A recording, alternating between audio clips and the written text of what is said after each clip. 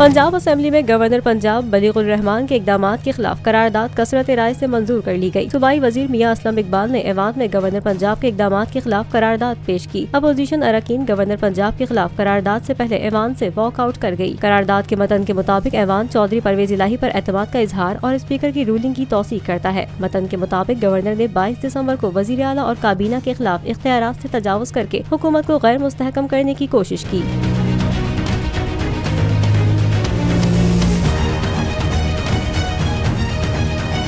Punjab assembly के अरकान की अक्सरियत ने गवर्नर के इक़दामात की मजम्मत भी की। करारदाद में सदर मुमलिकत डॉक्टर आरिफ अलवी से मुतालबा किया गया है कि वो गवर्नर पंजाब के इक़दामात का नोटिस लें।